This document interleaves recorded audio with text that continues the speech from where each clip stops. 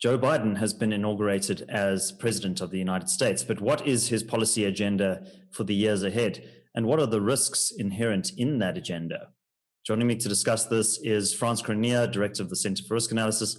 Frans, what is your view of the incoming Biden administration and some of the red flags that we should be looking out for? Well, let's answer that from a risk perspective. I mean, it's obviously a significant development, of course. I think it will help to dispense with all the nonsense about electoral fraud and the like, which we think as a group is totally baseless. It's welcomed. Markets welcomed it. Business in America has welcomed it. The media obviously has welcomed it. Let's think critically about it though. What is it and what are the risks inside it? And I think there's a lot the Democrats can learn from the Republicans here, because they, with this new administration, the Democrats, I think, run the risk of making the same mistake that Republicans made around Donald Trump. And that mistake is to play down the significance of extremist wings within their parties, and to be too confident in the idea that there is a sort of moderate majority there was in the Republican Party that would rein Donald Trump in. He's a bit of a wild man, but the moderate majority will rein him in. For a time that almost worked, but at the end it went spectacularly wrong when Trump incited the sort of sacking of the Capitol. Now, within the Democratic Party, there are also extremist wings, and some of them hold very dangerous ideas on policy, on democracy, on freedom and liberty in the world and in America. And if the party gets this wrong, those extremist wings risk supplanting or displacing moderate Democrats. And on the other side of the ideological spectrum, the left side as opposed to the right side, the Democratic Party can find itself in a considerable degree of difficulty and distress a few years down the line. Now, the American economy will pay the price for that.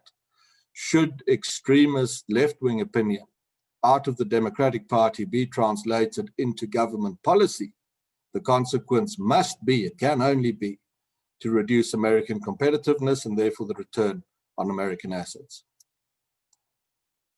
Okay, Frans, so the moderate center may not hold. What might these radical policies look like? How would we go about identifying them? What should we be looking for in terms of red flags? You know, moderate centers are great in theory, but in practice, they're very vulnerable to entryism and incrementalism. And I think there is a risk that the extreme left flank of the Democratic Party is expert at both. It has made a spectacular political progress in America. Now, what do those policies look like? Well, you'll see them in areas of labor market policy. You'll see them in areas of social welfare and protectionism.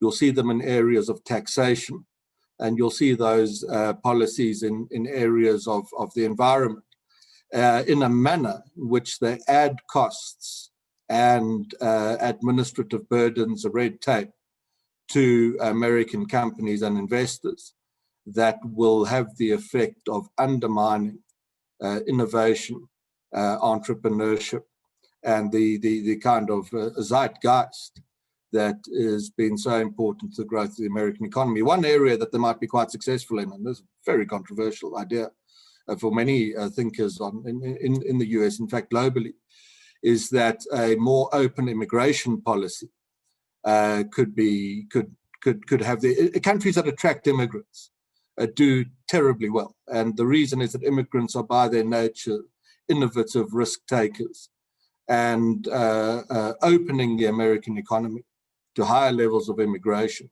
illegal or otherwise, it really doesn't matter in a lot of the literature, may introduce a very welcome boost of innovation, sort of shot in the arm for the US economy. But short of where the Democratic Party is leaning on immigration, which might be a welcome boost to the American economy, although few thinkers can grasp this, short of that, where the extreme left flank of the Democratic Party is leaning on questions of tax policy, on questions of the environment, and on questions of labor policy, should those ideas be actioned, drafted into legislation, implemented across the US economy, the effect must be to reduce the extent of innovation, put the brakes on growth and investment, and lead over time to a reduction in the return on American assets.